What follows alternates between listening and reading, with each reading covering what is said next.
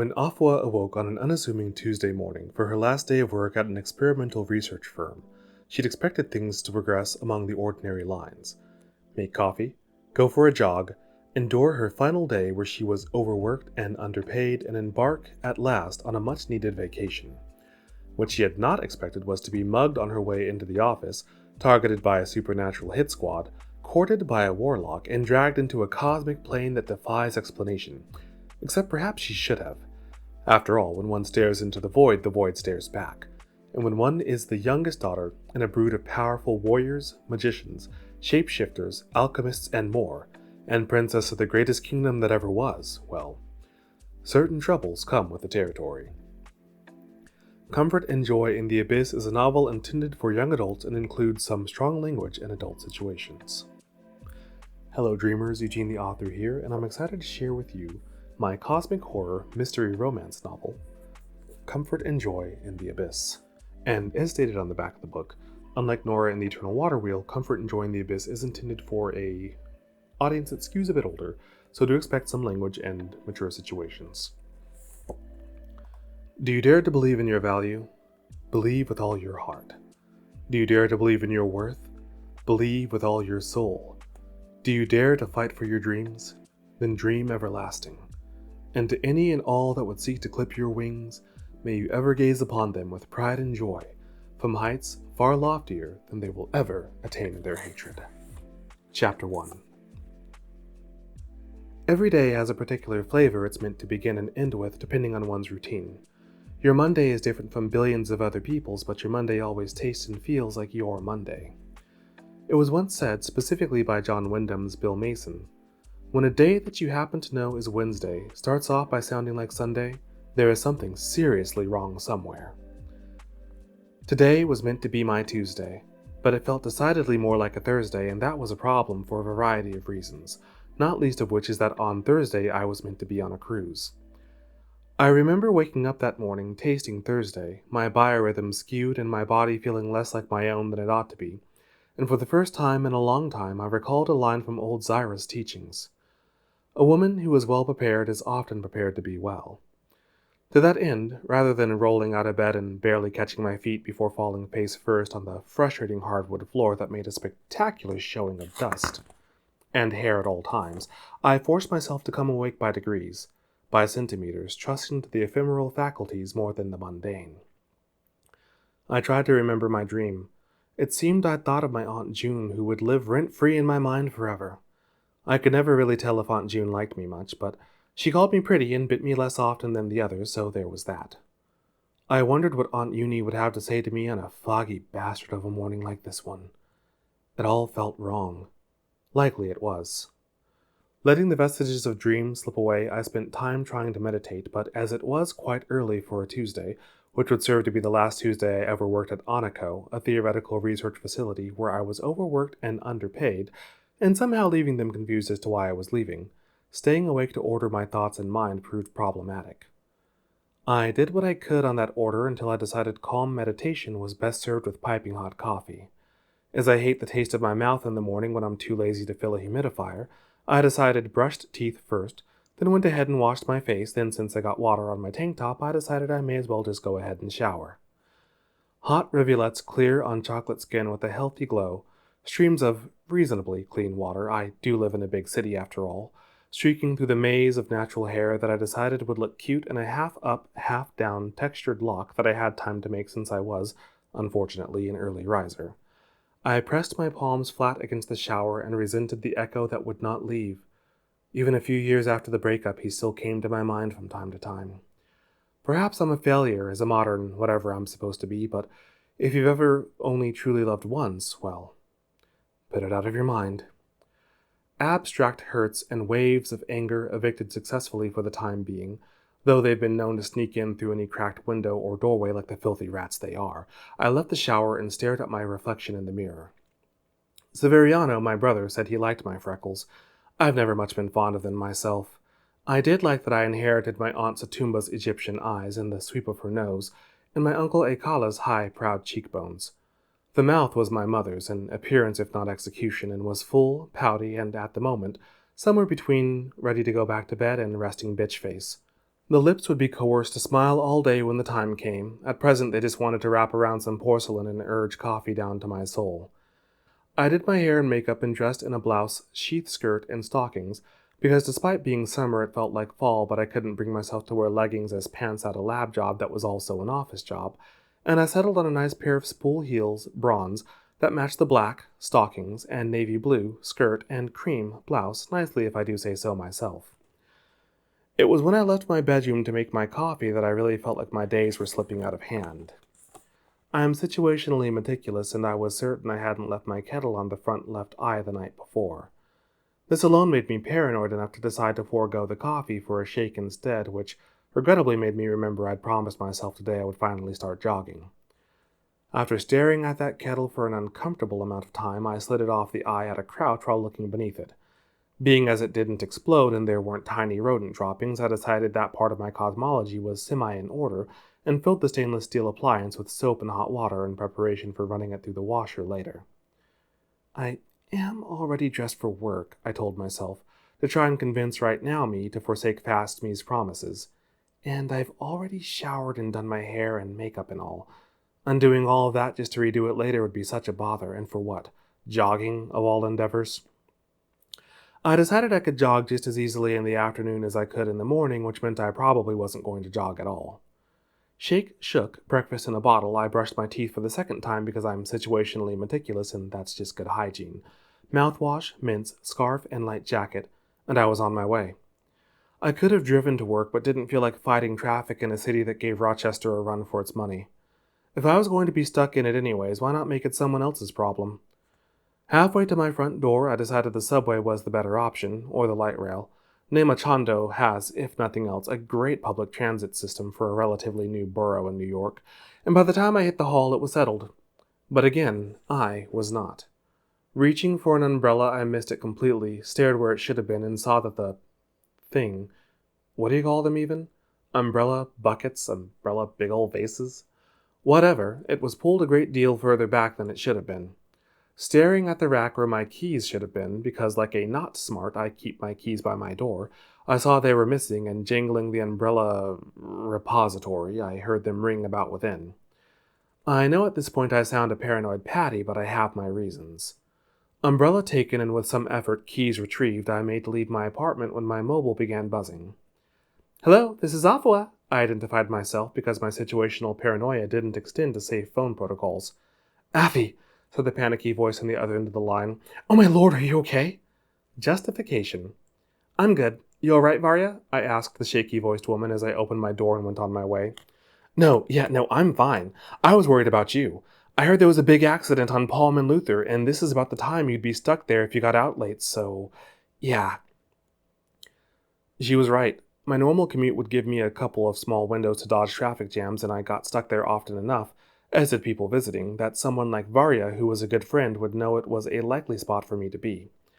Then I thought about the little things that morning that threw off my timetable, and the side of me that believes we both grant a bit too much credit and a bit too much pressure on poor old coincidence considered the abnormalities that influenced my routine.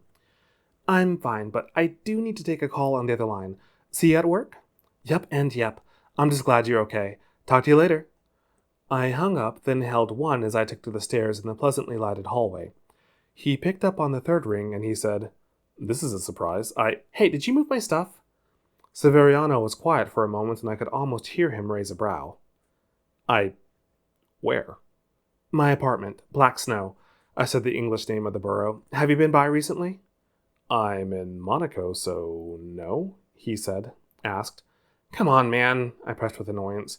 I'm in Monaco with Audrey, so double no? All right, fine, but I'll be there with bells on if you need me. No, I do not, I said strongly. I'm a big girl. Yeah, but if your things are being tampered with, probably just the movers, I shook my head. I'm getting out of here after the cruise. You used movers? Severiano laughed incredulously. Hey, I shrugged. Sometimes my laziness overpowers my paranoia. Hey, so listen, I love you so much. I'll talk to you later, okay? Okay, princess, he said to me, making me roll my eyes. I love you too. Try not to set anything on fire at work, huh? Oh, please, I laughed. Where's the fun in that?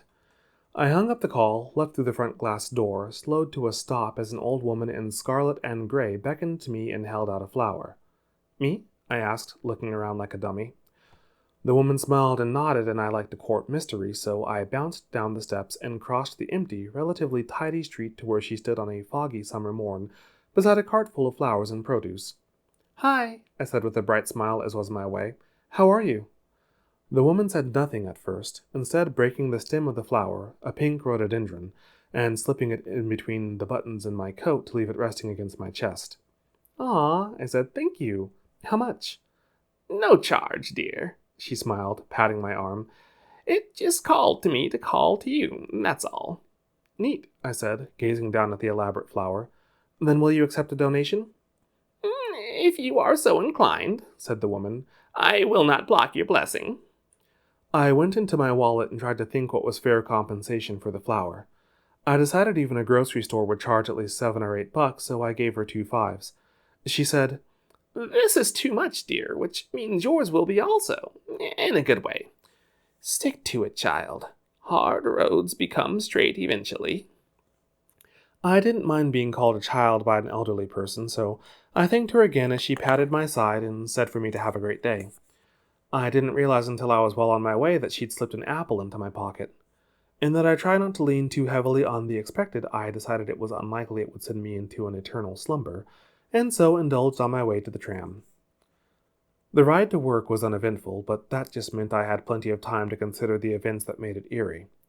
The accident Varya had called me about, the peculiarities in my place.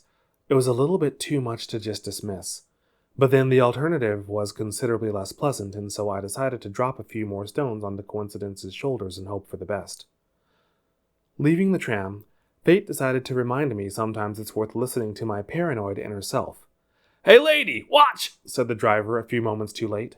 I felt a sudden jolt, lurched forward with unintended velocity, then let my natural inner logic take hold and began running full tilt after the man who cut my strap and ran off with my bag. Racing into the crowd after a guy that anyone could have stopped just by sticking their leg out, I broke some lady's angry blog post on the male power fantasies of televised fiction by running like a track star in heels, but was fully prepared to win one back for feminism once I caught this guy and broke his nose. While the man had to shove his way through the crowd, dangerous when it meant people could spill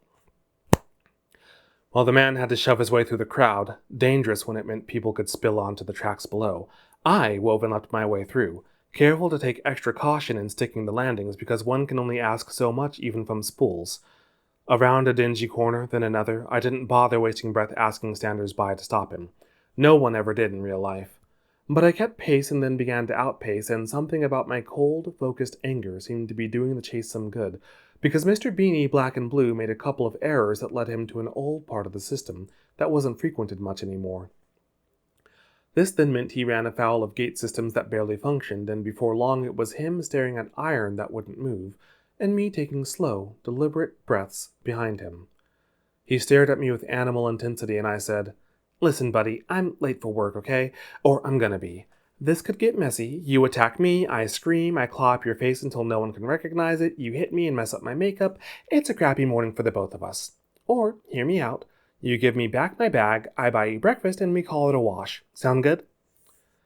His eyes had that bulge that said he was barely processing anything I was telling him, so I held up my hands in a show of non-aggression and said, "Hey man, I just want my stuff, and I want to go put a period on a very crappy work existence. I'm not going to press charges, we're good, okay?" He tightened his grip on the ruined strap, and I said, "I should be the one upset. My brother bought me that bag, and let me tell you, it's a personal favorite of mine. If it means that much to you, keepsakes aside, you can have whatever else is in there. And you are now entirely too calm, and I smell cheap cologne. You came here on purpose." The man straightened up, grinned with surprisingly nice teeth, and said, "You could say that, sugar." "Okay, well, actually, no one calls me sugar, so if you could not, that'd be super," I said, narrowing my eyes as I listened to the echoes behind me.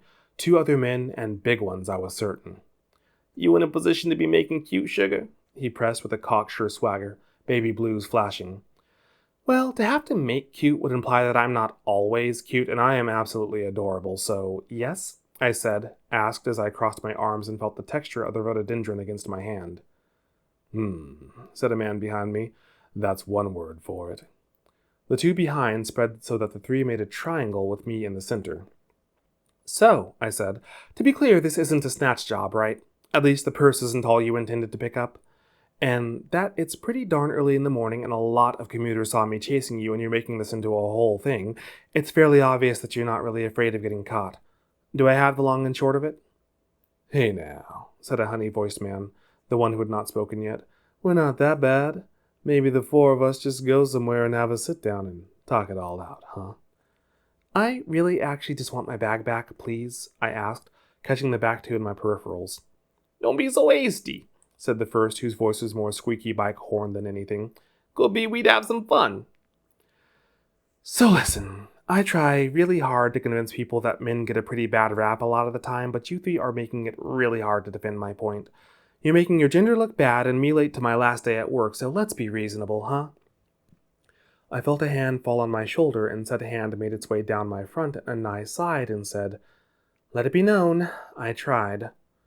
The hand brushed the flower and its owner wrenched it back with a surprised yelp which in turn surprised me, breaking my concentration, and I glanced up at a security camera that looked like it'd seen better days. Oh, said the man who took my purse. No chance there, sugar. Oh, good, I said. Then that makes things easier. I crossed my arms before my front in an X, curled back my pinky and ring finger, and spread out my thumbs, pointers, and middles.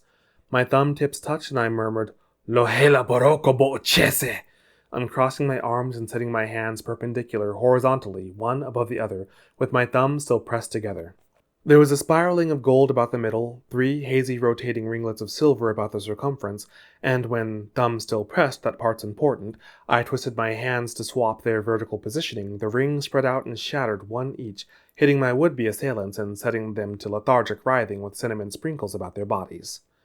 So, I said as I walked over and retrieved my purse from the beanied brigand, my name is Afua Ifelendiwe, and you gentlemen chose today to mug and assail an initiate of the higher order of magic known as Temana Eamolimo, or God's Verse. And I'm ordinarily a very nice young woman, forgiving quite a lot of slights, but as I've said, my brother gave me this purse, and I like it a lot. And I can only assume you're every bit the bastards you've all just implied, so that verse is going to give you guys some grief now and save some for later. Next time you try to pick up a gal, make super sure she's into you. Otherwise, that burning sensation, blistering your skin, dial it to 11, and know that it'll start from your urethra next time. With that, I picked up my bag, a lovely Tuscan leather affair, tucked it under my arm, and went on my way. Stopping at the corner of the sorta kinda alley, I looked over my shoulder and said, I just want you three to remember, you chose this over a free breakfast.